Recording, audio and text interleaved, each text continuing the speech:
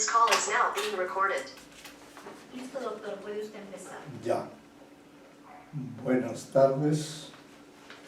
Estamos en nuestro curso de literatura hispanoamericana del siglo XIX. Vamos acá. Hemos establecido un orden. Acá. Chacón, Aparicio, Custodio.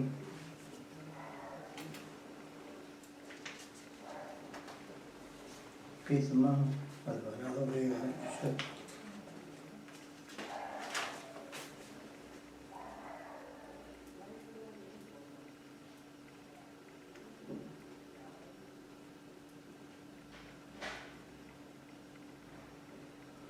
Bueno, como les estaba diciendo, estaba acá constatando la asistencia de ustedes que apenas ingresen, participarán leyendo sus respectivas ponencias o exámenes parciales, así que estamos solo a la expectativa de la espera de ustedes, ¿no? Tenemos 1, 2, 3, 4, 5, 6. Alvarado Vega.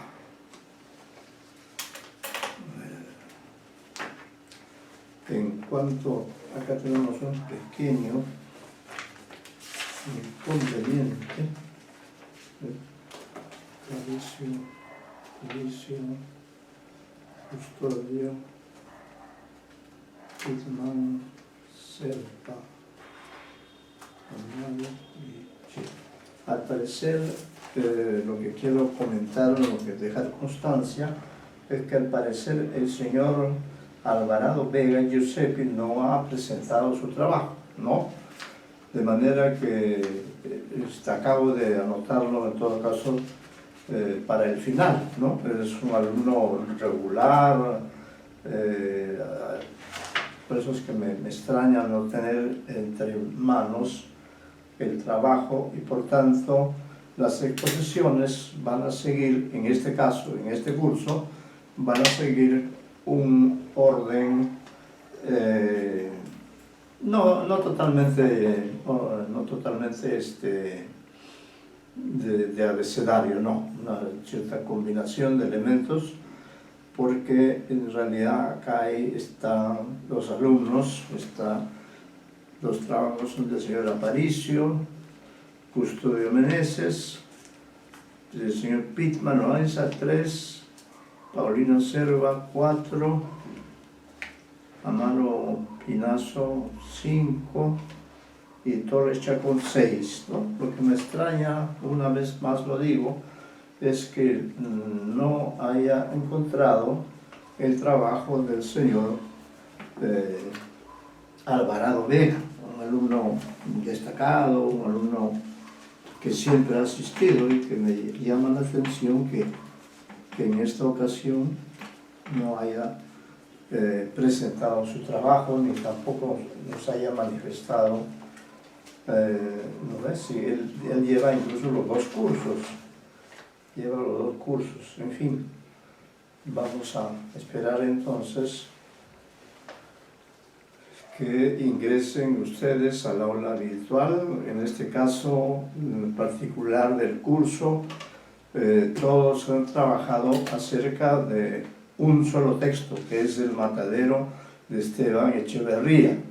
Elegimos en esta oportunidad este texto, El Matadero de Esteban Echeverría, porque es un texto polémico, ¿no? Es un texto que mantiene su vigencia hasta hoy, pero la problemática llega incluso al extremo de plantear si esto es o no es un cuento, ¿no? Entonces el matadero está siempre en el ojo de la tormenta. El contenido político,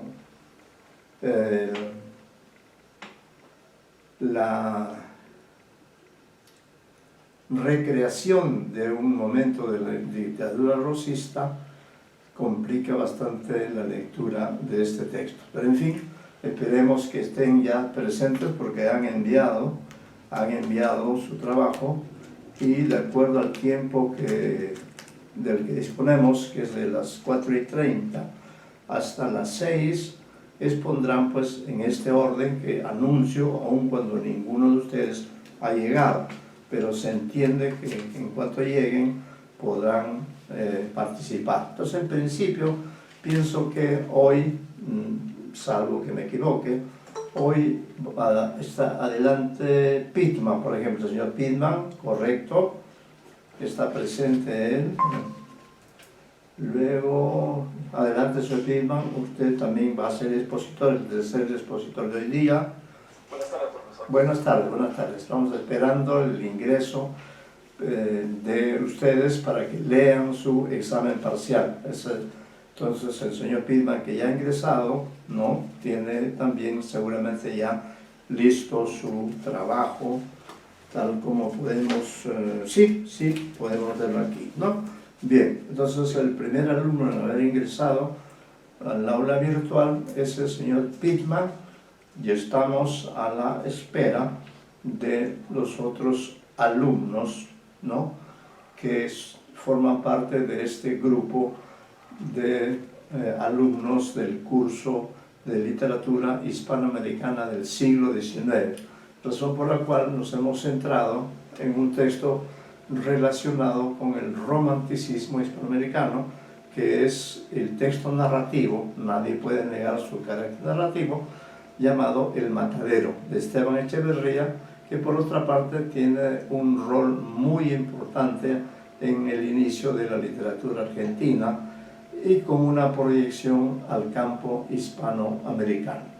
Estamos entonces hasta a la espera, señor Pitman tenga a la mano su texto, ¿no? Yo tengo acá impreso el suyo y voy a estar muy atento.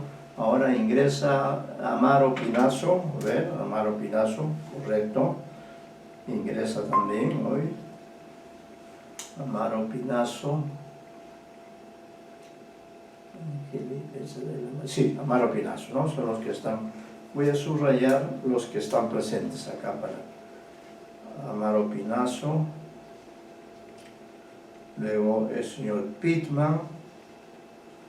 Ya, vamos a esperar unos pocos minutos y ya de acuerdo a que haya uno más, entonces estamos esperando la presencia de uno o de dos alumnos más para poder tener el grupo, diríamos, que leerá su examen en el horario que nos corresponde a este martes 8 de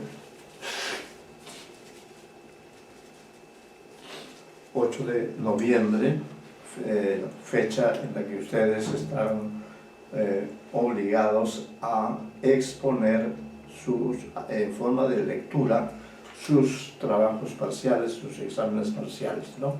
Tenemos ya con nosotros a Amaro Pinazo Angélica y también el señor Pitman. Esperemos algunos minutos más, ya no, entonces ambas personas en principio, ¿no?, salvo que haya una variación si es que algunas de personas ingresa, pero de momento ya tenemos en el aula listos para la exposición Amaro Pinazo y Pitman Loaiza. Unos minutos más, 2 minutos, 3 minutos. Efectivamente, Paulino Selva también se hace presente, ¿no? También se hace presente, ¿no?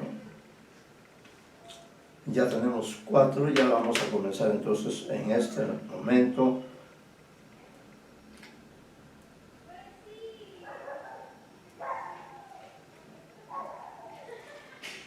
Bien, entonces comencemos sin más, porque el tiempo luego nos va a ganar. Lo que quiero señalar, no sé si sea el caso de todos, pero al revisar rápidamente me he dado con la sorpresa que algunos trabajos no han sido paginados, es decir, no han puesto páginas, ¿no?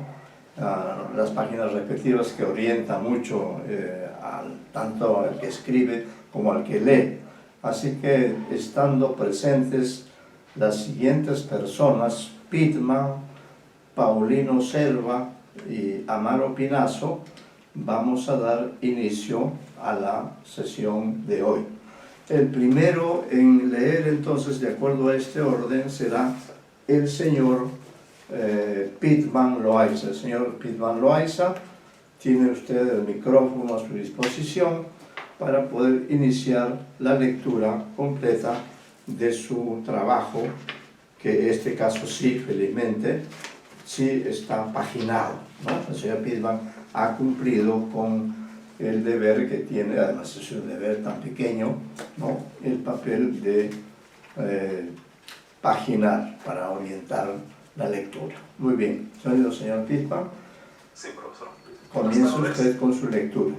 Sí, mi artículo titula El matadero, discurso de la carencia y la deconstrucción de la nación a través de la religión. Correcto. En resumen, en el presente artículo nos trazamos por objetivo analizar una de las obras fundacionales de la literatura hispanoamericana, El matadero de Esteban Echeverría. Abordaremos este cuento como propuesta de crítica ante la construcción de una nación fallida debido a la distorsión de la religión como aparato ideológico. Dicho análisis partirá de la comprensión de cómo se concibe la nación y de los elementos ideológicos que permiten su trascendencia. Se concluirá que, dentro del cuento, la distorsión de las funciones de la nación da muestra de una nación fallida. Correcto. Palabras clave: Esteban Echeverría, nación, aparatos ideológicos, religión, Hispanoamérica y el matadero. Correcto. En la introducción, hablar del matadero es hablar acerca de la gestación fallida de las naciones hispanoamericanas, debido a que dentro de ellas los aparatos de Estado, por ejemplo la policía, y los aparatos ideológicos de Estado, la escuela, por ejemplo, no cumplen sus debidas funciones. Más bien, han servido para perpetuar las diferencias sociales entre el pueblo y los grupos de poder. Para comprender la propuesta de Echeverría, se partirá del análisis de la nación y cómo ésta se ha ido construyendo en el devenir de la historia. Además, se profundizará en ella, develando los mecanismos ideológicos que ésta posee, abordándose de manera central a la religión y sus funciones. También se analizará la posición de Echeverría dentro de la propuesta de Julio Ortega, los intelectuales que apelan al discurso de la abundancia, de la carencia y de lo virtual para construir la idea de nación, no sin dejar de lado la propuesta política del intelectual y su influencia ideológica. Finalmente, a partir de lo anterior, se analizará el cuento El matadero con el fin de engarzar los aparatos ideológicos de Estado que propone el Tusser, y nos centraremos en el papel que adquiere la religión dentro de la sociedad representada en el cuento. Finalizaremos mostrando las conclusiones a las que arribamos después del análisis. Número 2. La nación. Hablar de la Hispanoamérica del siglo XIX significa hablar de una época convulsa en que las distintas colonias lucharon por su independencia al clamor de la batalla. Mas no fue solo militar la contienda, ya que no podía haber independencia económica y política sin antes liberarnos intelectualmente, sino también cultural e ideológica. Será este segundo plano el que tome vital importancia después de la victoria, debido a que, ahora libres, las colonias tenían la responsabilidad de dirigir a su pueblo, y para poder alcanzar dicho fin se tuvo que gestar la idea de nación. Benedict Anderson postula en Comunidades Imaginadas reflexiones sobre el origen y la difusión del nacionalismo, la construcción a lo largo del siglo XIX de las naciones. Si bien es cierto que no existe una definición puntual sobre nación, se puede señalar que la nación es, abro cita, una comunidad política imaginada como inherentemente ilimitada y soberana, fin de cita. Es, en principio, propugnada por una clase particular y, es más, ni siquiera el nacionalismo es autónomo. Señala a su vez que esta es imaginada porque, pese a que los que la componen no se conocen, son conscientes de que existe un vínculo que los une. Asimismo, No se puede pretender medir la validez de la nación en torno a criterios de verdad o falsedad, sino considerando el estilo, como se dice, de lo que se constituye la nación. Esta es limitada porque sus límites son precisos, pueden variar, pero la proyección de espacio nacional tiene una forma más o menos estable y es soberana por su marcado rechazo a cualquier tipo de monarquía. Siguiendo a Anderson, se puede equiparar la comunidad imaginada a la religión, pues esta genera vínculos entre los individuos y un modo de observar su entorno, traza una continuidad que anula las contingencias y genera la idea de un pasado inmemorial y un futuro ilimitado. Las comunidades religiosas se articulan alrededor de una lengua sagrada, y ello difiere de la comunidad moderna porque la religión considera la anulación de la distancia entre significante y significado, y la escritura. Hay símbolos que son compartidos y evidencian un imaginario común entre los miembros religiosos. La nación también se consolida en torno a una lengua única. Esta, asimismo, se territorializa sobre un espacio definido y establece objetos símbolo que refuerzan los vínculos entre los miembros. Equipara también la comunidad con el reino dinástico, ya que en este se aprecia la concentración del poder en un solo sistema político, el cual se legitima mediante una supuesta divinidad. El rey tiene don de mando porque el ente divino así lo ha decidido. Si bien es cierto que el Estado moderno no se afianza en una creencia religiosa ni dinástica, se asemeja porque se legitima como el único sistema válido para organizar y gobernar un espacio determinado.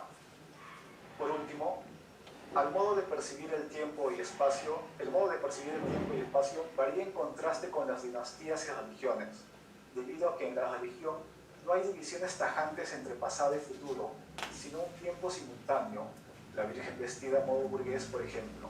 La comunidad imaginada proyecta un tiempo homogéneo, vacío, ya que los habitantes pueden realizar actividades distintas, pero forman parte de una totalidad, pese a que nunca se relacionen y comparten una historia en común con lo que existen vínculos fraternos, comparten una lengua, un imaginario y tradiciones.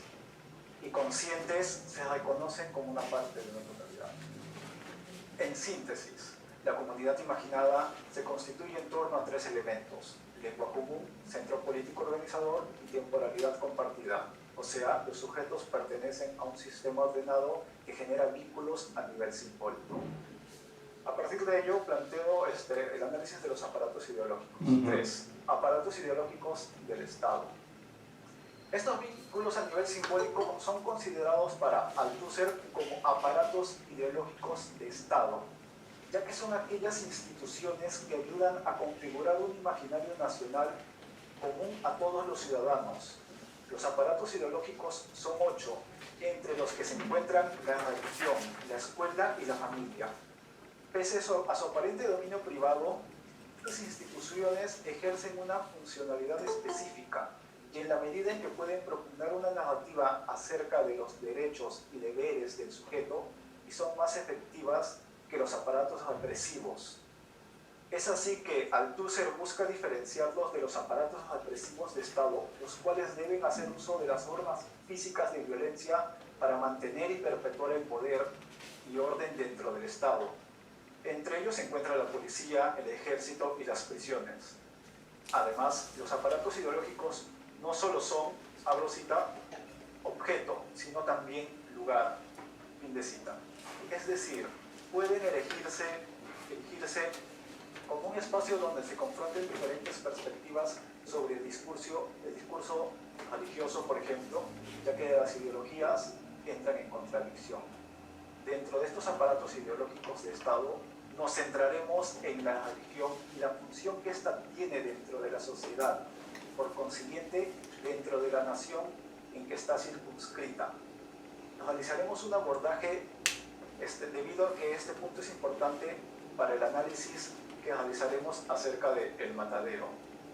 La religión.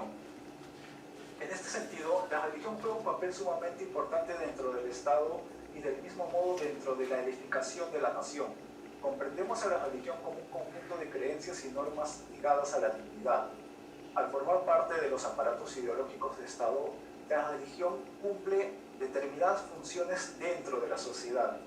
Estas serán la de dirigirnos al aceptar las relaciones sociales establecidas y aceptar las normas prevalecientes. Por lo tanto, se puede colegir que la religión, junto con sus autoridades, deben respetar las reglas que ellos mismos exhortan a acatar. Otra función que se desprende de la práctica religiosa es la de permitir desarrollar la solidaridad entre los feligreses. En suma, la religión debe permitir que la sociedad se conduzca por un camino de rectitud, virtud y empatía entre los miembros que conforman la nación. Punto 5. Echeverría, pensamiento político e intelectual. Esteban Echeverría importa desde Francia las ideas sociales utópicas propuestas por Saint-Simon. Echeverría planteaba una visión socialista de la sociedad tomando como referencia los ideales propuestos en la Revolución de Mayo, en las que el pueblo adquiría mayor relevancia. Es así que se plantea una soberanía popular. En cuanto a la clase dirigencial, Echeverría consideraba que la nación y el pueblo debían ser dirigidos por los intelectuales.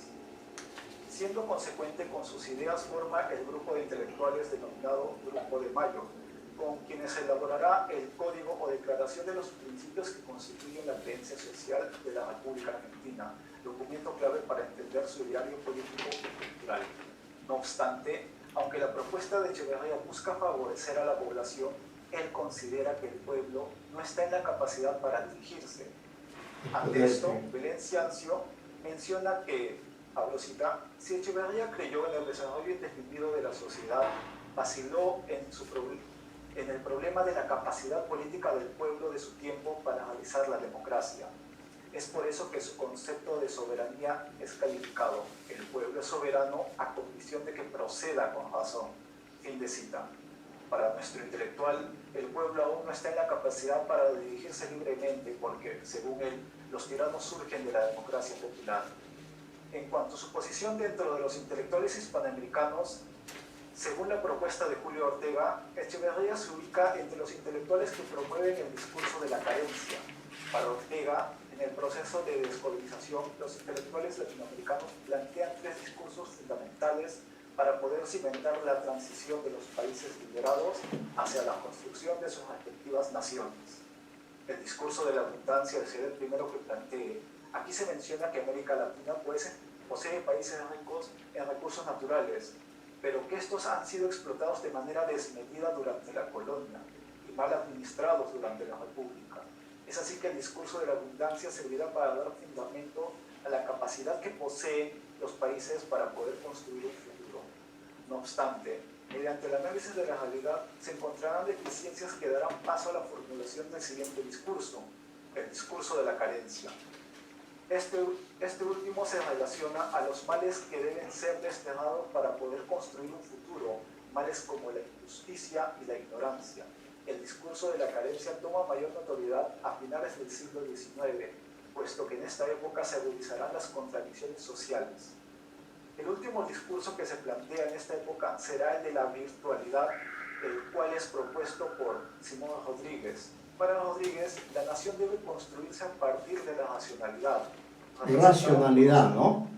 Sí, racionalidad. Representada por los intelectuales de la época. Ellos serán quienes representen el discurso de lo virtual como un proyecto que comprende y asume la heterogeneidad latinoamericana, que por lo tanto entienda la colectividad. A partir de lo expuesto, Ortega ubicará a Echeverría dentro de una de las propuestas. Es revelador, hablo cita, sí. Es revelador que Echeverría fuera fiel a su ideario poético, pero no para levantar una versión argentina del discurso de la abundancia, sino precisamente para lo contrario, levantar la versión más aguda del discurso de la carencia. El matadero es efectivamente el mejor alegato en contra de la negatividad política que, al modo de un mal gobierno, domina la realidad social y moral. Este discurso de la carencia supone que lo real no solamente está mal hecho, sino que es una reducción sistemática que despoja y destituye al sujeto, deshumanizando la interacción social. Fin de cita.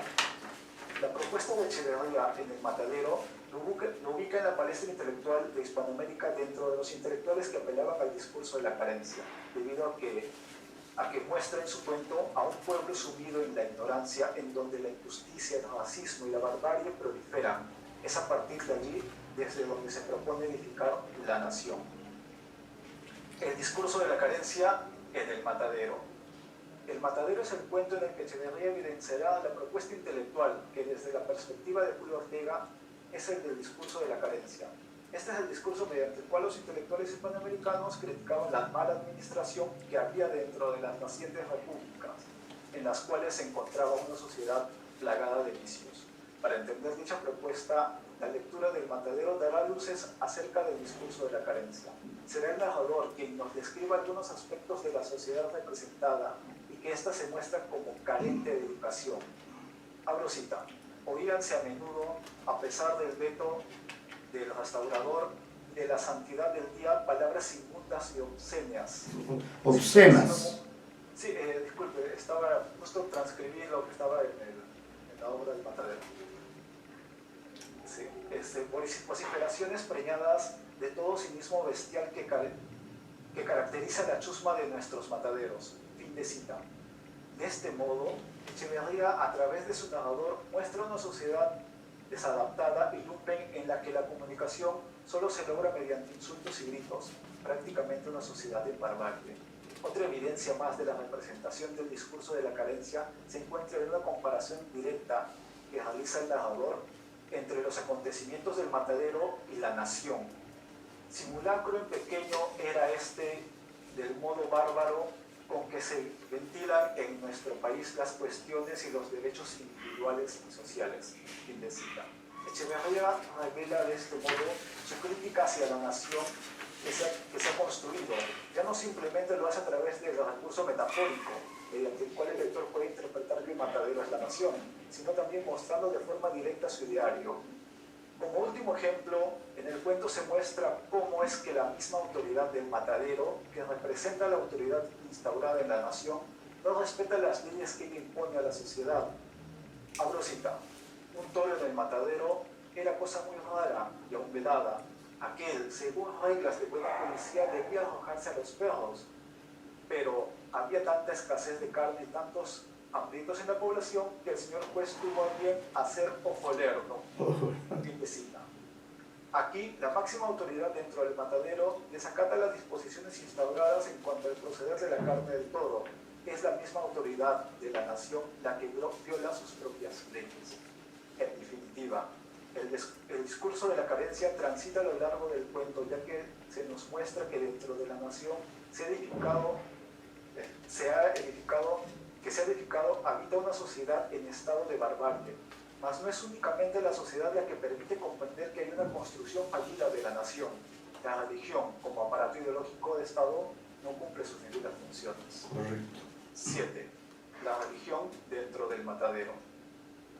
Como ya se mencionó, la nación se construye sobre la base de distintos aparatos ideológicos, y entre estos es la religión uno de los que juega un papel sumamente importante dentro de la sociedad, debido a que ella permite inculcar solidaridad, empatía y respeto a las leyes, sin coerción. No obstante, en el matadero se puede apreciar que la religión no cumple con sus debidas funciones, y de este modo se evidencia que la nación representada es una nación fallida. En primer lugar, se muestra que la nación representada en el matadero es una nación profundamente religiosa, ya que el cuento inicia con la restricción al consumo de carne en tiempo de Cuaresma. Abro cita. Y como la Iglesia tiene ad initio y por delegación directa de Dios el imperio inmaterial sobre las conciencias y estómagos. Entonces, queda de relieve que la religión será uno de los aparatos ideológicos que tenga mayor preponderancia dentro del cuento, ya que será el veto a la carne el que dé inicio a la trama. Otro punto a tomar en cuenta en torno a la religión dentro del cuento es el uso político que se le da a esta, hecho que se evidencia en las siguientes líneas del cuento. Abro cita. ¡Ay de vosotros, pecadores! ¡Ay de vosotros, unitarios impios, que os mofáis de la iglesia, de los santos, y no escucháis con veneración las palabras de los... Con veneración. O sea, fin de cita. Es en medio de la prédica donde los males se le achacan al bando contrario de quien posee el poder, los unitarios. Se evidencia entonces una función política que la religión no debe tener, ya que se asume que todos los ciudadanos dentro de la nación son hijos de Dios. Un ejemplo más de la función política que asume la religión dentro de la nación fallida es la relación entre el dictador y el clero. El clero permite al dictador obviar el mandato de Bedo, colocándolo así en una situación privilegiada. Ejemplo de esto se menciona en las siguientes líneas. Abro cita. Es de creer que el restaurador tuviese permiso especial de su ilustrísima para no abstenerse de carne, porque siendo un buen observador de las leyes, tan buen católico, tan acérrimo protector de la religión, no hubiera dado mal ejemplo aceptando semejante regalo el día santo. Qué ironía. Hasta este momento se puede apreciar cómo la religión tiene una importancia mayor dentro de la sociedad representada, a tal punto que adopta funciones políticas que no son propias de ella. Se va configurando de este modo una nación fallida en la cual sus aparatos ideológicos se ven tergiversados. Prosiguiendo con la representación de la religión dentro del cuento, esta no solo asumirá funciones ajenas a su naturaleza, sino que también irá en contra de sus funciones establecidas, como la de ser un mecanismo mediante el cual la sociedad aprende a respetar las leyes.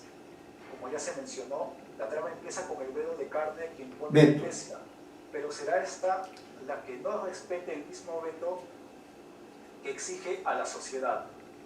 Abro cita.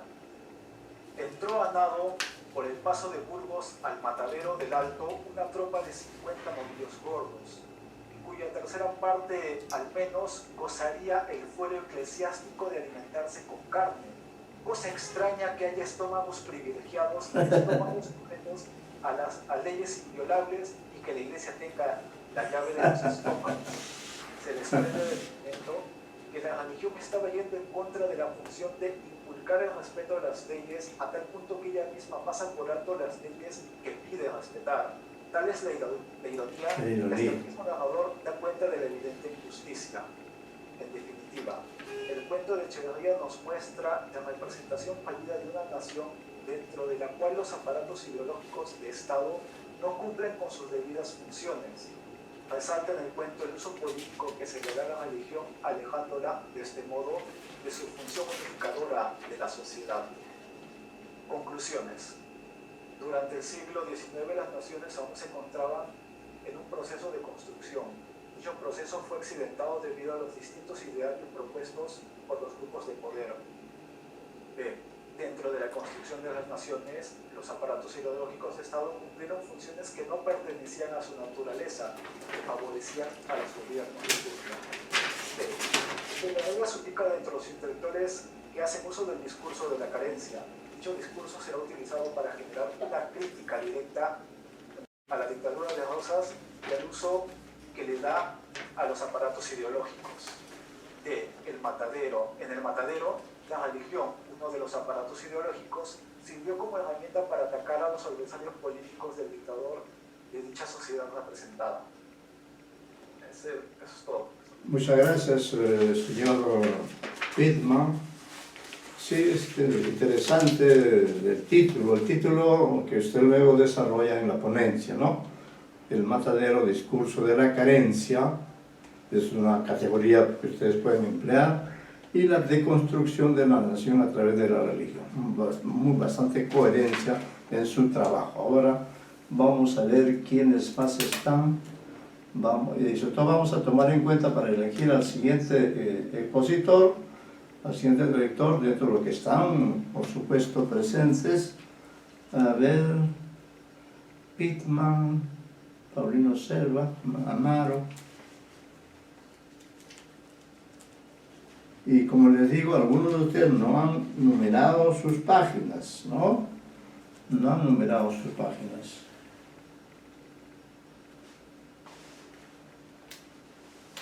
Allá.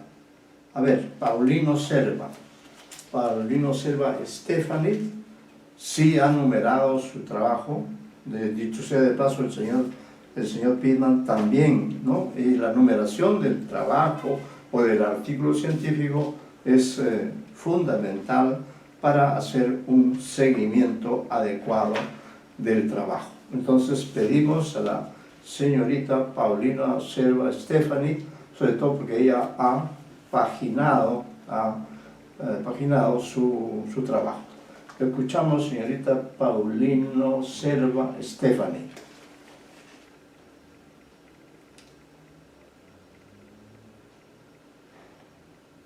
Sí, profesor, un momento, por favor. ¿Cómo no? Yo espero.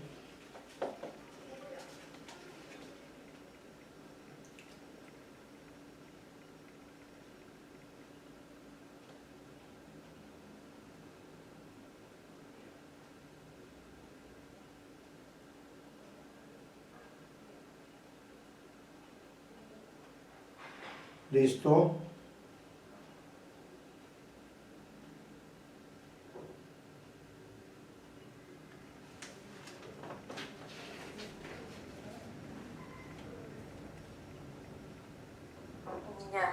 Ya. Bueno.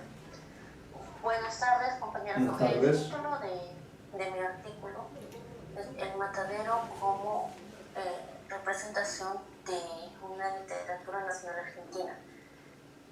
Resumen. El presente trabajo gira en torno a la obra en prosa El matadero de Esteban Echevarría. Para ello, en primer lugar, se abordará el contexto de la obra de Echevarría y se pretenderá entender por qué no se publicó antes, sino hasta después de muchos años de ser escrita. Luego, de acuerdo con el contenido, es evidente que El matadero constituye una obra que busca representar el régimen de violencia vivido durante la tiranía de Rosas. Por ende, Echevarría y los escritores antirrosistas se ubicarían dentro del sector liberal, el cual busca sus bases en modelos europeos ajenos a España y a la época colonial.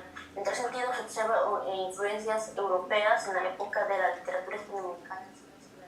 No obstante, las literaturas propias de estos países mantienen su grado de originalidad en medio de una esta modernidad conflictiva. Es así como en este presente trabajo se pretende abordar al matadero como una obra en prosa que representa una literatura argentina. Las palabras claves: Argentina, americanismo, ficción, lenguaje, nacionalismo, representación, romanticismo y violencia.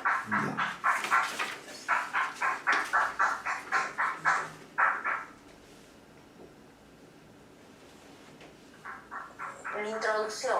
La obra de Echevarría se considera perteneciente a un canon de la literatura argentina, puesto que desde su publicación hasta ahora sigue siendo objeto de estudios críticos literarios. Asimismo, ocupa un lugar importante en la literatura hispanoamericana del siglo XIX. No obstante, el gran éxito que tiene no pudo verlo su autor, ya que se considera que la obra fue escrita en el año 1868. Sin embargo, salió a la luz gracias a Juan María Gutiérrez recién en el año 1900. De este modo, el hecho de que no haya sido publicado mucho antes puede deberse a que Echevarría haya tenido miedo a las consecuencias. Además, Juan María Gutiérrez demoró en sacar a la luz. Esto podría deberse a su labor e interés, sobre todo por obras en versos como la poesía. Así también se podría decir que había una predominancia de la poesía en aquella época. Por otro lado, desde la perspectiva de Julio Ortega, en el siglo XIX ha habido una lucha de los géneros por representar el relato de la nación. Asimismo, explica cómo diversos autores de varios países latinoamericanos han ido construyendo discursos de representación nacionales. En tal sentido, establece que construye discursos latinoamericanos desde los cuales los sujetos hablan con voz propia. Asimismo, indica que estos discursos de una nueva América independiente son heterogéneos entre sí, ya que se nutren de un lenguaje.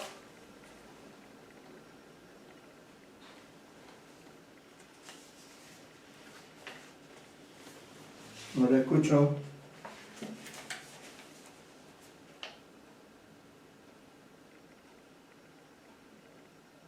Señorita Paulino.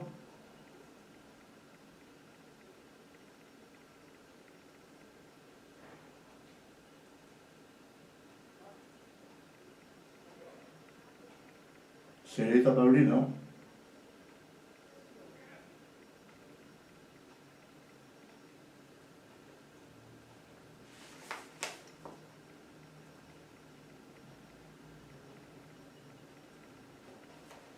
Estamos en la introducción.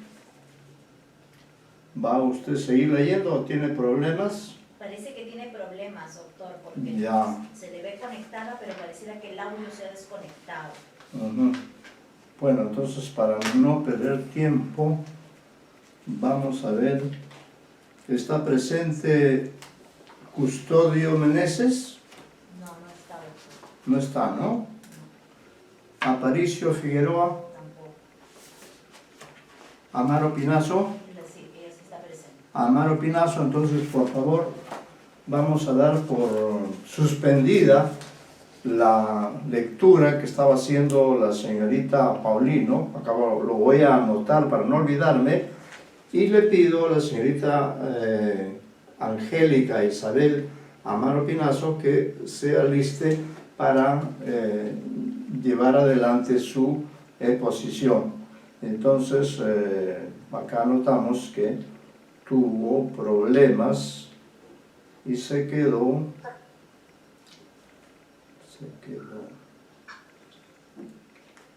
en la introducción. Ya, señorita Amaro Pinazo. Amaro Pinazo. Disculpe, profesor, se me desconectó mi internet. Ahí está la señorita Paulino. vuelve volvió usted. La señorita Paulino. Sí, entonces espérese, voy a volver a ubicar. Un momento. Ya, entonces continúe. En todo caso, estábamos en la página 2, ¿correcto? En los dos, Ya, entonces acá voy a poner que retomó, son las incidencias, retomó la lectura. Estaba usted en la introducción, ¿no? Pero como tuvo problemas, se quedó allí, aunque vemos que va a reiniciar. Esperemos que ya no haya problemas, señorita Paulino Selva Estefani. ¿De acuerdo? Ya. sí. Estamos dentro de la introducción. ¿Puede usted continuar a partir del segundo párrafo? Cuando estaba hablando de Ortega, de Julio Ortega. Sí. Por otro lado, desde la perspectiva de Julio Ortega, en el siglo XIX ha habido una lucha de los géneros por representar el relato de la nación. Asimismo explica cómo diversos autores de varios países latinoamericanos han ido construyendo discursos de representación nacionales. En tal sentido, establece que se construyen discursos latinoamericanos desde los cuales los sujetos hablan con voz propia. Asimismo, indica que estos discursos de una nueva América independiente son heterogéneos entre sí, ya que se nutren de un lenguaje propio de cada zona. Además, la cultura ya no está en el pasado, sino en la actualidad.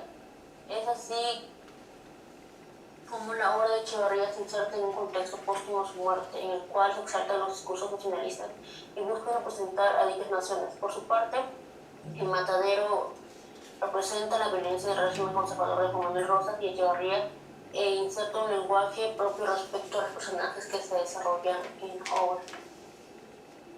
Por lo tanto, se habla de la conformación de una literatura nacional argentina, de manera que la obra de Echeverría busca representar la violencia vivida durante el gobierno violento de Miguel Rosas. Asimismo, representa las clases sociales bajas que existen fuera de Buenos Aires, y para ello hace el empleo de expresiones plurales y de un lenguaje particular. Por ende, Echeverría, no es Echevarría, sino Echeverría. Sí, perdón, Echeverría es muy cuidadoso respecto a aquello. Así también, desde el punto de vista de Ortega, Echeverría representa el discurso argentino de la carencia, en el cual el gobierno deshumanizado y ha destituido al sujeto. En ese sentido, la importación cultural y literaria europea se americaniza y en el caso de Matadero se argentiniza. De este modo, la representación de una literatura nacional argentina engloba varias dimensiones que se relacionan con la historia, la lengua y la sociedad.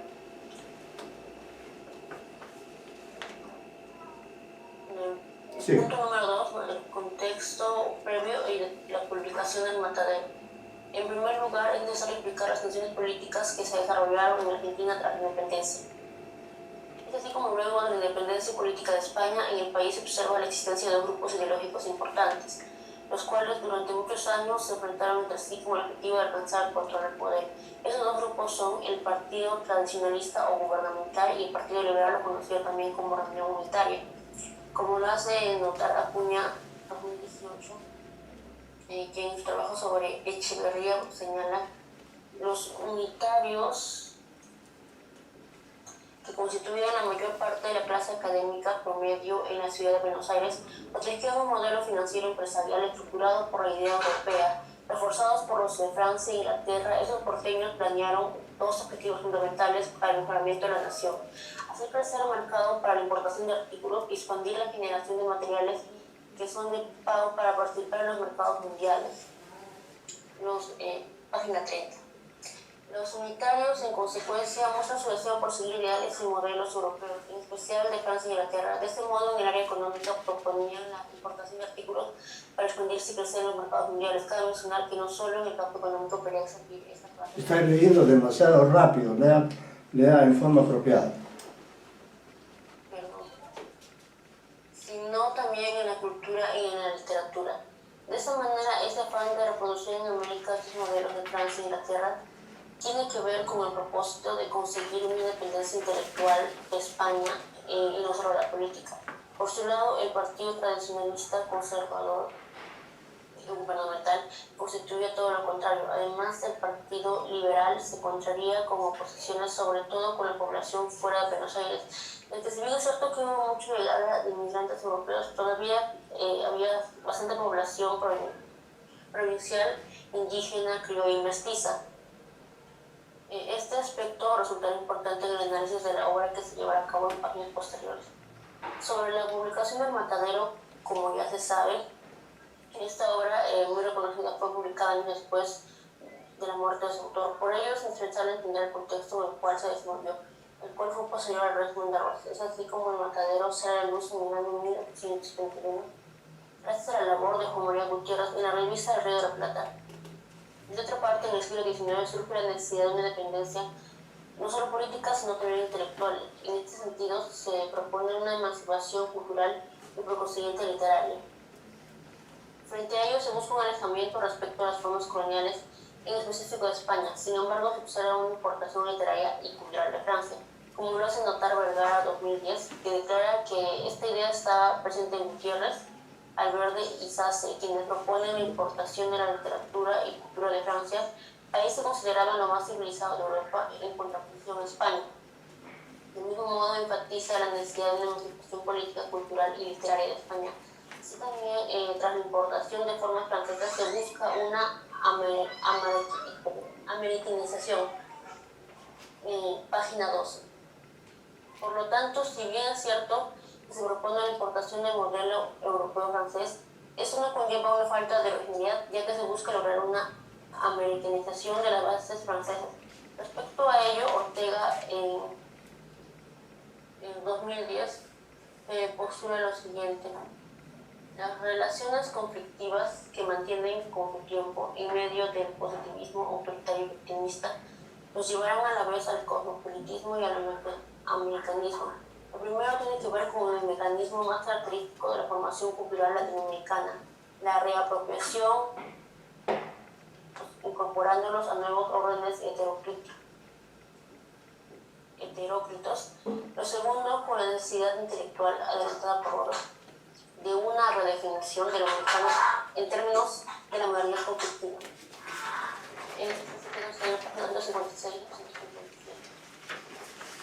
En este sentido, Ortega habla de un cosmopolitismo y un americanismo que se relacionan con la formación cultural latinoamericana y una necesidad intelectual. Del mismo modo, al igual que Vergara, plantea una redefinición del americano que se desarrolla de la necesidad de una emancipación literaria y cultural por el intelectual. No obstante, Ortega es consciente de que las formas españolas siguen siendo las bases de la literatura norteamericana. Es así como mencionaban que los famosos cubanos y la poesía gauchesca empleaban la décima, las globas de formas españolas. Por su lado, Becerra 2011 describe el contexto de la zona rioplatense respecto a este plan emancipatorio. De este modo indica que la llegada de Rosas al poder supone el regreso del pasado colonial para el sector liberal. En tal sentido, se expresa la necesidad de una transformación del Estado y para ello se busca seguir modelos europeos, tales como Francia e Inglaterra.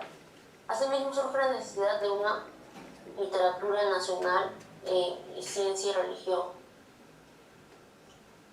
página 134. Por otra parte, es necesario mencionar que Vergara sugiere otro aspecto que resalta en Juan María Gutiérrez, el cual es su predilección por la poesía. Lo que probablemente este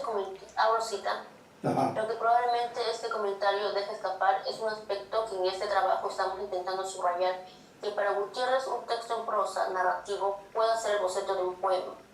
La conjetura da cuenta de manera contundente de la consideración sobre el género literario existente en Gutiérrez. Un texto en prosa no es, en literatura, más un boceto de un poema. El poema en Gutiérrez es la versión más acabada de la literatura. Su canon se conforma por ello por textos eminentemente poéticos, y el Esteban Echevarría que Gutiérrez realza y al que debemos su canonización de la cautiva es el poeta, no el narrador. Esta cita en páginas 16 y 17. De este modo se observa que Gutiérrez plantea la idea de que un texto en prosa y el narrativo se boceto de un poema. Desde ese punto de vista, cuando decide publicar El Matadero, Juan María Gutiérrez indica que esta obra es el boceto de Avellaneda. En consecuencia, quiere dejar una imagen, ¿no? Idolatrar una imagen de Echevarría, la cual se ajuste con su perspectiva, y es que Gutiérrez considera la poesía la mejor versión de la literatura. Es así como en su afán de defender la imagen de su amigo, Gutiérrez lanza hipótesis sobre el Matadero, no van de acuerdo con sus pensamientos. Sin embargo, desde la perspectiva de Vergara, estas hipótesis no son del todo correctas. De esta manera se señala que Gutiérrez decide leer El Matadero como un documento y no como un texto de ficción, ya que subordina el texto de ficción. Página 17. De igual modo, esta misma consideración sobre Gutiérrez tiene Simar en 2018, quien enfatiza que este le otorga al Matadero un carácter documental único. Ahora cita, un carácter documental único, la cruda realidad histórica que retrata propiciada por el afán de Echevarría de ser fiel a su percepción de la época en la que le tocó vivir. Página 344. Por consiguiente, ambos autores están de acuerdo en que Gutiérrez falla en esta consideración, ya que el texto de Echevarría es un texto de ficción. Precisamente este es uno de los aspectos sumado a la diferencia histórica que existe entre el momento de la escritura y el momento de la publicación, que Simari considera relevante en el éxito del Matadero. En tal sentido, la ficción subestimada por Gutiérrez constituye un punto de centralidad, puesto que se vuelve un aspecto importante en la literatura. Entonces, entiendo que la tardía publicación del Matadero se podría deber, en primer lugar, a un miedo de Echevarría por las consecuencias que podría sufrir por el contenido de su obra, luego por el lugar importante que ocupa la poesía en la literatura, la cual se encuentra en contraposición a las obras narrativas en prosa. Es así como tanto Echevarría como Gutiérrez eran conscientes de ello. Por lo mismo, Gutiérrez, al tener la intención de defender la imagen de su amigo, busca justificar la obra, adjudicarle rasgos que no le corresponden, tales como su carácter documental, por mostrar la realidad cruda de su época y la hipótesis de que es un boceto de Avellaneda. De manera irónica, precisamente al ser un texto narrativo y de ficción, tuvo y tiene mucho éxito, puesto que el tiempo le otorgó un lugar importante en la literatura a los textos de ficción. El punto 3. El Matadero a través del método sentimental romántico, la violencia y el lenguaje como constitución y una representación de una literatura nacional argentina. Uno de los aspectos claves para analizar el Matadero es su relación con el romanticismo. Para ello, en primera instancia, será necesario referirse al romanticismo de acuerdo con Ciancio 2005, que considera que, si bien es cierto que el Matadero no corresponde al estilo romántico de Lord Byron, ya que en la narración de la obra abundan insultos y la violencia en los cortes de las reses. Sin embargo, teniendo en cuenta a Weinberg, el Matadero involucra la emancipación respecto a las normas tradicionales, una espontaneidad de la captación de la naturaleza, un desborde del lirismo y una exaltación nacionalista. Por ende, esto se corresponde con la sensibilidad romántica. Además, recuerda que el romanticismo conlleva a una renovación de lo intelectual y a un espíritu de una rebeldía respecto a las normas tradicionales y una sociedad conservadora. Página 110. Precisamente acuña su trabajo. El romanticismo social, Esteban Echevarría Matadero profundiza en ese aspecto y habla de los tipos de oposición que se desencadenan del método sentimental de representación. Abro cita. El sentimentalismo comunica el universo anecdótico como una inconsistencia lógica entre la desintegración del viejo sistema político, opresión iluminada, y su recomposición en otro sistema, el liberal. Y de esta manera los aspectos más destacados, expresivos del método sentimental de representación son contradictorios. Los tipos de diferenciación que utilizan son el soberbio frente a lo peculiar, lo de otro mundo versus botánico, civilización versus salvajismo. El mundo exhibido por el ensayista sentimental indica una simple peculiaridad de largo alcance, páginas 9 y 10. En consecuencia, la inconsistencia de la desintegración de un sistema viejo, el cual se corresponde con la opresión y el surgimiento de un nuevo sistema, el cual es liberal, conlleva a que el método de sensibilidad romántica de representación exprese tipos contradictorios. De este modo, los exponentes del romanticismo exponerán dichos tipos contradictorios a través de posiciones tales como civilización, salvajismo, soberbio, etc. Ahora bien, el matadero de Echevarría en el matadero de Echeverría se puede vislumbrar todo aquello en lo que se habla acerca del romanticismo. En tal sentido, en los siguientes párrafos se procederá a extraer fragmentos de la obra en los cuales se podrá observar rasgos de contexto sufrido, como la violencia, las buenas rosas y también los tipos de oposición mencionados. Es así como el narrador relata que a causa de la inundación no había ganado vacuno en un matadero y sufría la escasez de esto. Frente a esta situación, el restaurador decide enviar ganado. Ahora citar. Esta guerra se manifestaba por sollozos y gritos descompasados en la peroración de los sermones y por rumores y estruendos simultáneos en las casas y las calles de la ciudad o donde concurrían gentes. Alarmóse en tanto el gobierno, tan paternal como previsor del restaurador, creyendo aquellos tumultos de origen revolucionario y atribuyéndolos a los mismos salvajes unitarios, cuyas impiedades, según los predicadores federales, habían traído sobre el país la inundación de la cólera divina. Tomó activas providencias, desparramó sus esbirros por la población y, por último, bien informado, promulgó un decreto tranquilizador de la conciencia y de los estómagos, encabezado por un considerado muy sabio y piadoso, para que todo trance y arremetiendo por agua y todo se trajese ganado a los corrales. Página 3. Así como se observa que se presentan dos bandos, el de los federales, que le siguen al restaurador, y el de los unitarios. De este modo se identifica a los federales del restaurador como el sector conservador, ya que perpetúan la opresión del sistema colonial, mientras que los unitarios representan el sector liberal, que desean cambiar la organización del Estado. Por otra parte, observa que el sector de los federales culpa a los unitarios de la inundación, ya que este sería producto de la cólera divina por el accionar de este grupo que se opone al gobierno. Así también se sostiene que el restaurador atribuye los tumultos de origen revolucionario a los salvajes unitarios. En tal sentido, la figura del restaurador atribuye al sector de los unitarios la característica de salvajes. Lo mismo sucede con sus seguidores, los federales. En el siguiente párrafo, Echeverría relata cómo el primer novillo sacrificado se lo dieron todo entero al restaurador. El primer novillo que se mató fue todo entero de regalo al restaurador, hombre muy amigo del asado. Una comisión de carniceros marchó a ofrecérselo a nombre de los federales de Matadero, manifestándole en voces su agradecimiento por la acertada providencia del gobierno, su adhesión ilimitada al restaurador y su odio entrañable a los salvajes unitarios, enemigos de Dios y de los hombres. Echeverría, página 4. Por consiguiente, se sigue tendrán durante toda la obra federales unitarios. De igual manera, en el párrafo citado se narra cómo los federales del Matadero alaban al restaurador y les expresan su agradecimiento. En cambio, manifiestan su odio hacia los unitarios y les adjudican el rasgo de salvaje a dicho sector liberal, que desde el punto de vista del sector conservador son enemigos de Dios y de los hombres. Por ello se entiende que los federales, al considerar a los unitarios como enemigos de Dios, adjudican la culpa de la inundación sufrida en la ciudad. En consecuencia, se puede observar otra posición en la obra, ya que desde la perspectiva de los federales, los unitarios son enemigos de Dios. Asimismo, en el segundo párrafo del cuento se hace una equiparación entre los federales y los católicos.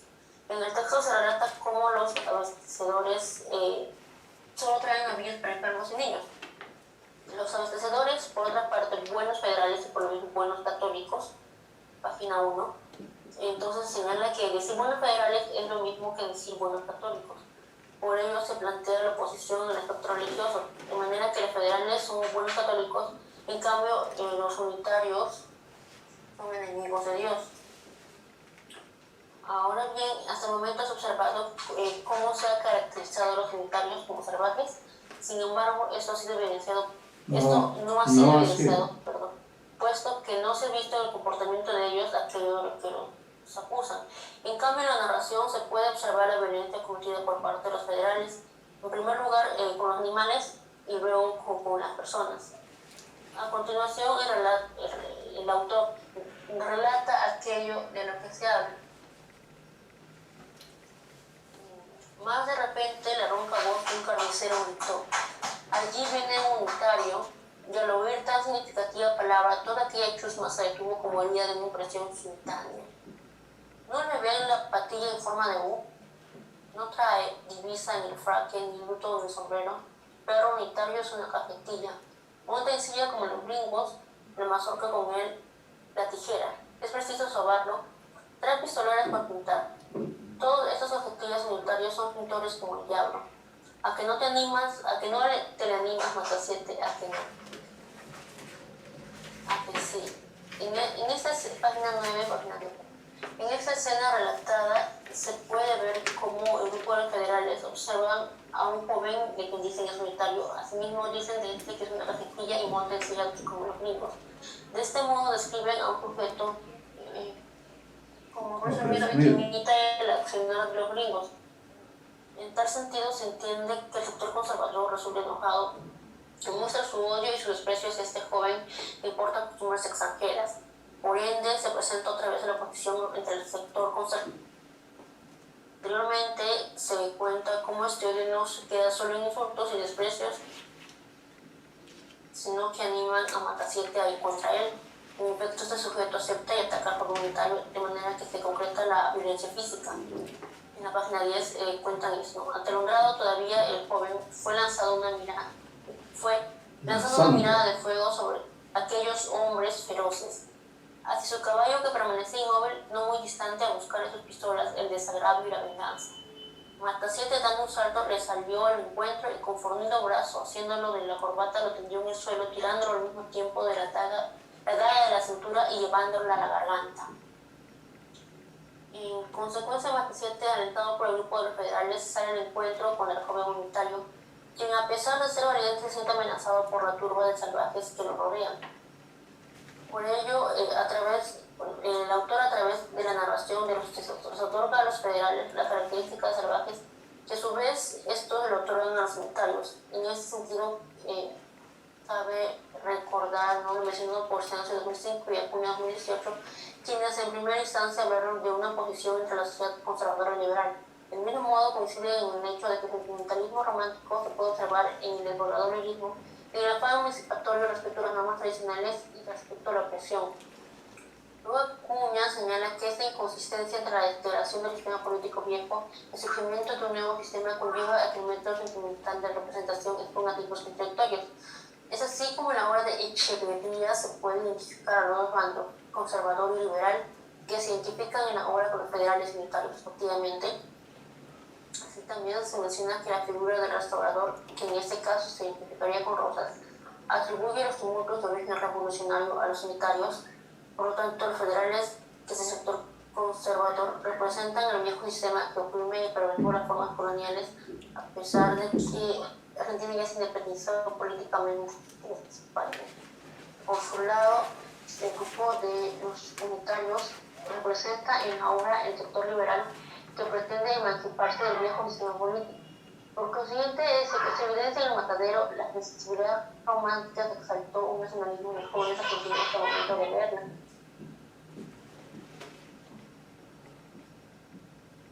Por otro lado, en el matadero se observan también los tipos contradictorios del método sentimental de representación romántica y los escritores exhiben sus obras. Por ende, en el caso de esta obra se presenta la oposición entre civilización y salvajismo.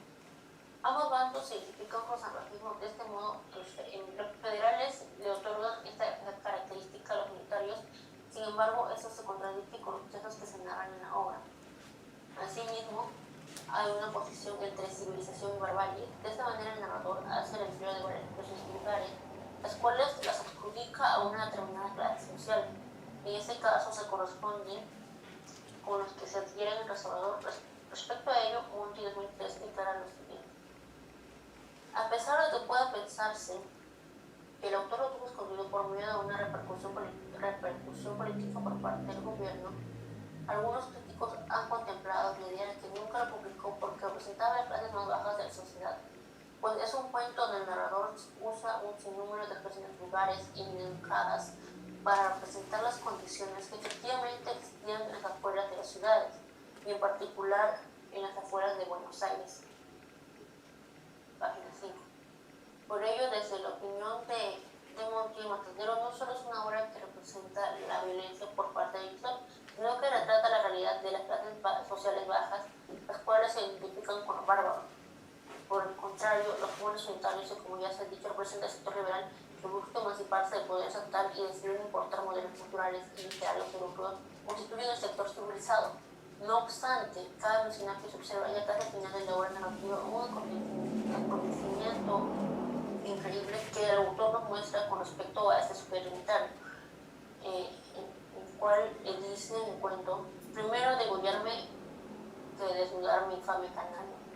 Sus fuerzas se habían agotado, inmediatamente levantado en cruz y empezaron la obra de desnudarlo.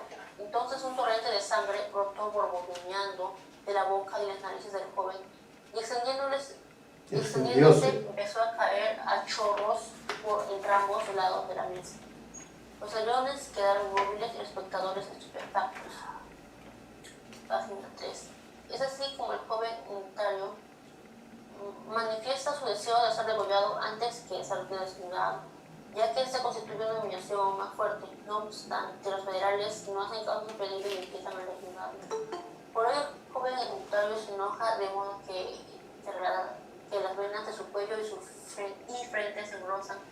En consecuencia, frente al hecho de que están a punto de humillarlo, no soporta más la rabia y revienta sangre.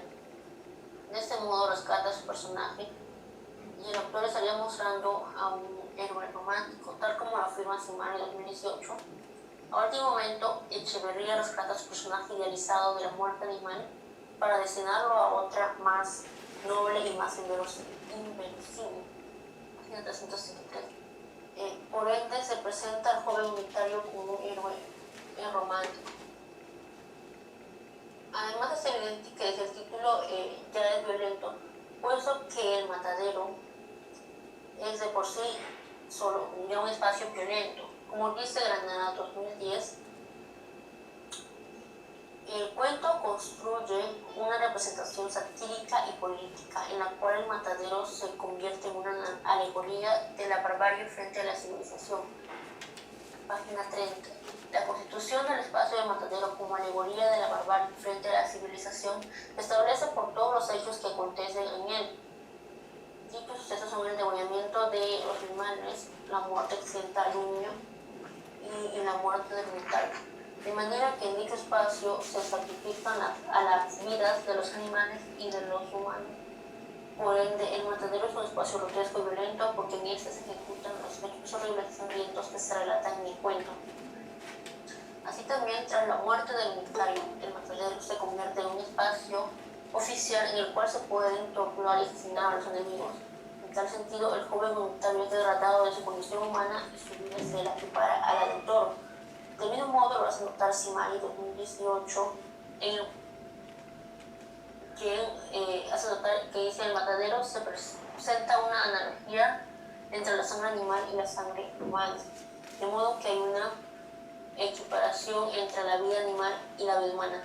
Es así como se considera las dos vidas como sacrificables.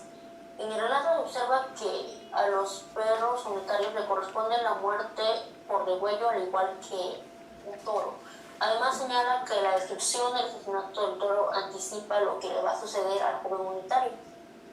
Entonces el relato plantearía una deshumanización, ya que el unitario perdería su condición de hombre y se le rebajaría a la del animal. Desde el punto de vista de Ortega, quien habla de los tres discursos, comunidades de carencia y virtualidad de representación nacional, el matadero de Echeverría evidentemente no constituye una versión argentina del discurso de la abundancia, sino todo lo contrario. Abro cita. Es revelador que Echeverría fuera fiel a su ideal poético, pero no para levantar una versión argentina del discurso de la abundancia, no precisamente para lo contrario, levantar la versión más aguda del discurso de la carencia. El matadero, escrito entre 1869 y 1840 y publicado en 1871 en la revista Río de la Plata, es efectivamente el mejor alegato en contra de la negatividad política que al modo de un mal gobierno domina la realidad social y moral. Este discurso de la carencia supone que lo real no solamente está mal hecho, sino que es una reducción sistemática que despoja y destituye al sujeto, deshumanizando la interacción social. Ortega 2010, página 222. Para Julio Ortega, Echeverría con su obra El Matadero ha representado una versión muy aguda del discurso de la carencia en Latinoamérica. De ese modo señala que el texto de Echeverría, que atenta contra el gobierno despótico de Rosas, representaría el discurso de la carencia en la medida que se observa una reducción sistemática y la destrucción del ser humano. Es así como se deshumaniza la interacción social. En tal sentido, dicha deshumanización se puede ver en el hecho de que los federales y los unitarios no pueden interactuar, ya que se caracterizan los federales como salvajes. Por ello, ni bien los seguidores del restaurador observen a un unitario reaccionarán de forma violenta. En consecuencia, no podrá haber una interacción social de manera civilizada. Por lo tanto, los federales arremeterán en contra de los unitarios y se comportarán como si fueran unas bestias.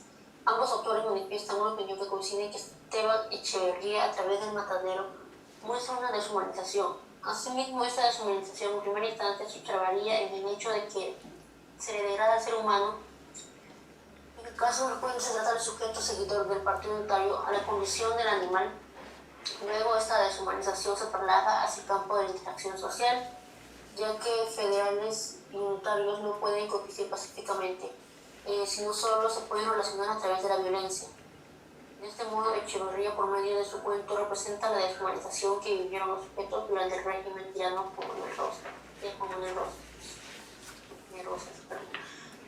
El lenguaje es uno de los aspectos que ya se puede vislumbrar en este trabajo, sin embargo, necesito profundizar aún más acerca de ese tema. Para ello se presenta a continuación unos fragmentos del texto en los cuales se puede leer la conversación que se realiza entre los federales de Matadero y una negra que intenta llevarse el cebo, la panza y las tripas del animal que el carnicero de hoyo. Estos diálogos se producen en medio del alboroto que se armó, ya que varias personas entraban y se desparramaban corriendo. A ver, lea por favor con calma, tratando de darle la entonación adecuada, ¿no? Porque es una parte del texto y esto está relacionado con el lenguaje, que es un aspecto que usted está tratando. Entonces va a resaltar mejor su punto de vista si hace una buena lectura. Haga de cuenta que usted es ahí o que usted es alguien que está en esa escena. A ver. Ahí se mete el cebo en las tetas la tía, gritaba uno. ¿A qué lo escondió en el alzapón?, replicaba la negra. Che, negra bruja, salí de aquí antes que te pegue un tajo, exclamaba un carnicero. ¿Qué le hago yo, Juan? No sea malo, yo no quiero sino la panza y las tripas. Son para esa bruja, a la M. A la bruja, repitieron los muchachos. Se lleva la rillonada y el tongorí. Y cayeron sobre su cabeza sendos cuajos de sangre y tremendas pelotas de barro. Página 5. En tal sentido se observa un diálogo en el que se puede hablar, en el que se puede ver el hablar de la clase baja de Matadero. Asimismo describe de qué se alimenta el recurso, ya que la negra no podía acceder a la carne del novillo sino solo la víscera. Del mismo modo se describe la manera tan desbaratada de comportarse de esos personajes y la forma vulgar en la que se comunican. De esta manera, Simari 2018 indica sobre este aspecto que Echeverría se preocupa en que su obra tenga humorismo, por ende emplea jergas y expresiones vulgares que atribuye a estas personas.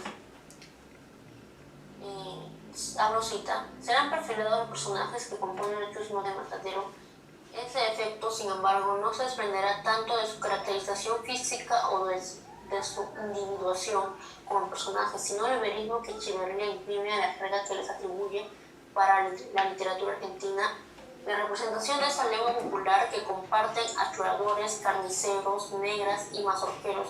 No solo recorta cuando la artificiosa oralidad del unitario y se desborda hasta impregnar ciertas zonas del discurso del narrador.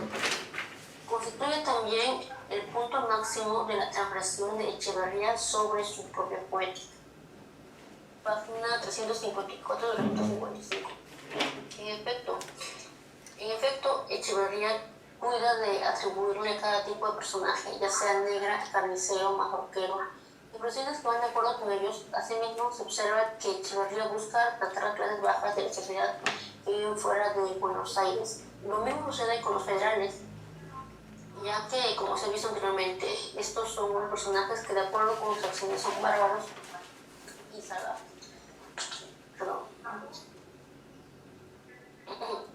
Por lo tanto, imprime en esos personajes que son seguidores del restaurador expresiones violentas y amenazas, aquello que puede apreciar a continuación.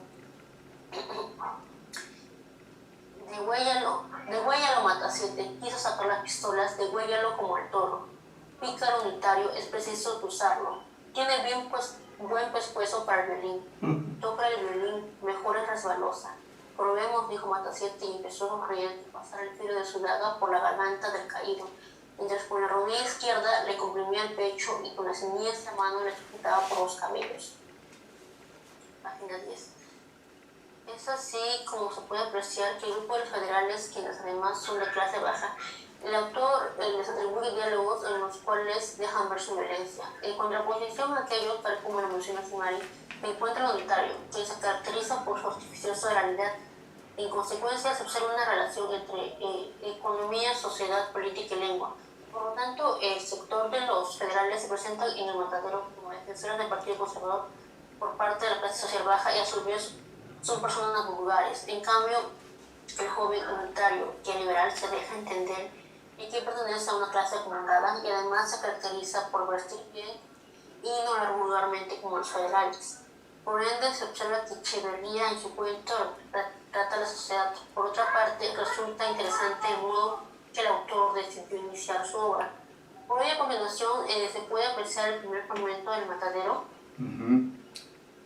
A pesar de que la mía es historia, no la empezaré por el arca de Noé y la genealogía de sus ascendientes, como acostumbraban a hacerlo los antiguos historiadores españoles de América, que deben ser nuestros prototipos. Tengo muchas razones para no seguir este ejemplo, las que callo por no ser difuso. Diré solamente que los sucesos de mi narración pasaban por los años de Cristo de 1830. Puntos suspensivos, ¿no? Página 1.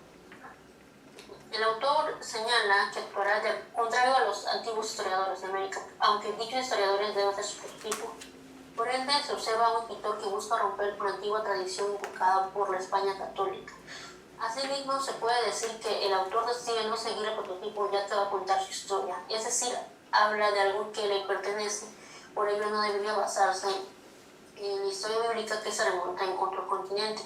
En la opinión de Ortega, lo señalado por Echeverría es irónico y una de las tantas razones del autor para no seguir el prototipo tendrían que ver con la idea de nación que tanto trabaja en su estudio. De este modo, Ortega 2010 indica lo siguiente. Ahora cita, la declaración es irónica, él nos dice tiene buenas razones para no seguir ese ejemplo, pero aquí las calle. Nosotros sabemos una de ellas.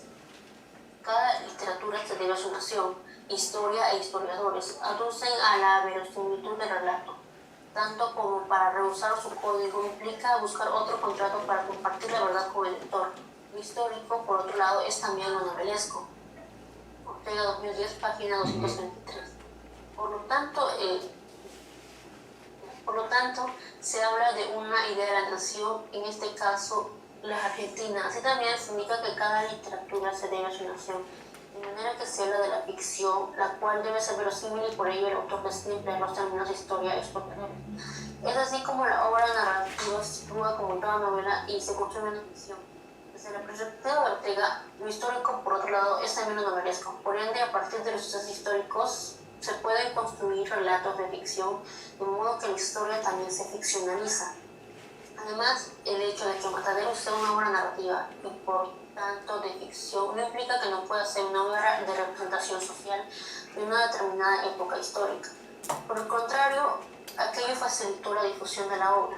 Tal como indica Simari 2018, al citarse un texto de ficción puede representar el escenario violento en el contexto histórico del régimen de Rojas, es decir, es simbólico. Y también es posible, eso hace que encaje en nuevos discursos ficcionales. Asimismo, la animalización de la vida humana, las torturas pueden ser recreadas y actualizadas en nuevos ciclos ficcionales. Páginas 335. Por ende, desde este punto de vista, el éxito del Matadero se corresponde precisamente al hecho de que es un texto ficcional y la diferencia del tiempo que existe entre el momento de lectura y la fecha de publicación. En este sentido, en el Matadero se representa una sociedad propia y no una europea. Si bien es cierto que los liberales buscan seguir modelos europeos, se observa la existencia de población mayoritaria, tales como los indígenas, negros, mestizos. De igual manera, muchos de estos últimos realizan trabajo de una clase social baja. En consecuencia, se observa la presencia de una relación entre economía, política y sociedad. Del mismo modo, se presenta al espacio de Matadero como una alegoría de la barbarie frente a la civilización. Es así como el autor de la obra en cuestión retrata a la sociedad de una época histórica oscura que fue marcada por la violencia. Además, se debe recordar que esta sociedad se organizó en base a marcadas oposiciones, las cuales son conservadores versus liberales, salvajismo versus civilización, católicos versus enemigos de Dios, clase social baja versus clase social alta, barbarie versus civilización. Aquello se relaciona con el método sentimental de representación romántica, que se recuerda que Acuña 2018 manifestó que la inconsistencia entre el viejo sistema político conservador y el surgimiento de un nuevo sistema político liberal hace que el sentimentalismo exprese mediante el método sentimental de representación tipos contradictorios, los cuales se corresponden con el presentado en el cuento. Por ello es evidente que existen bases europeas en la obra del autor. No obstante, se debe recordar que esas tensiones en la modernidad conflictiva y la aspiración de seguir modelos de Francia e Inglaterra se acompañaron con la necesidad de una emancipación cultural, literaria y por ende intelectual. Si bien es cierto que una importación europea, es necesario tomar en cuenta que América se apropió de modelos extranjeros y los recodificó en ese espacio que tiene características propias de cada región. Es así como el autor que está trabajando logró reapropiarse de la importación europea y construir un texto inaugural de la literatura argentina, ya que retrató su sociedad a través de personajes tipos apoyándose en una caracterización lingüística. Del mismo modo representa un momento histórico de Argentina y por ende hay una ruptura con la tradición europea. Los glóbulos de sangre que llevamos, la lengua, los vínculos que nos unen a los españoles no pueden realizar la fusión, son nosotros. Darío 1899, como citó en Ortega, 2010, página 257. Por lo tanto, Hispanoamérica se actualiza y no vive más bien en el pasado, sino que se redefine mediante el discurso de la representación finales. El cuarto punto son las conclusiones. A ver. En primer lugar, se observa una oposición entre conservadores y liberales, de manera que el sector liberal busca sus ideales y modelos europeos de Francia e Inglaterra para conseguir así una independencia intelectual de España. No obstante, persisten formas españolas de los romances cubanos y la poesía gauchesca. 4.2. Asimismo, puedo observar los tipos contradictorios del método sentimental de representación romántica en las obras de autores hispanoamericanos, tales como liberal versus conservador, civilización versus barbarie, civilización versus salvajismo, del mismo modo que ellos observan en el Matadero. 4.3. Además, en el cuento analizado se observa un trabajo lingüístico por parte de Echevarría, así como retrata a las clases sociales bajas atribuyéndoles una forma particular de hablar. Por ende, hay una relación entre política, sociedad, lengua y economía. Así también, a través de un texto ficcional, representa un momento histórico violento vivido durante el régimen de Rojas. 4.4. Por lo tanto, a partir de modelos europeos hay una reapropiación y recodificación en un espacio nuevo y heterogéneo. En tal sentido, a través de su texto ficcional, Echevarría utiliza la importación extranjera, ya que lo incorpora en un espacio que tiene su propia historia, sus particularidades lingüísticas y sociales. Y después sigue filosofía. Sí, pues ya. Sí, es interesante su trabajo, amplio, extenso, hay una serie de conceptos. Quizás después ya tengamos oportunidad de hacerle algunas preguntas, pero en estas circunstancias ya por lo menos ha podido usted completar la lectura de su trabajo. Por tanto, ya vamos a terminar la clase aquí con la exposición de la señorita Paulino Serva Stephanie, y en la clase del jueves continuaremos con esta tarea. Ya no pongo en ningún orden porque en realidad lo importante es que estén puntuales y ese va a ser el criterio, la puntualidad, ¿no? En esta primera sesión, bueno, ha habido un trabajo más bien breve y otro trabajo mucho más extenso a cargo de la señorita Paulín, ¿no? Ambos han sido interesantes, por eso nos parece pertinente continuar con estas exposiciones en la clase repetida, ¿no? Nos quedamos allí entonces y nos vemos en la próxima sesión, ¿no? Como le digo, ya depende de la puntualidad. Si todos están puntuales, entonces va a haber más exposiciones y además de ese modo premiamos a algo que es esencial en el trabajo, ¿no? La puntualidad y el empleo de las normas, etc. Bueno, muchas gracias. Hasta la próxima sesión.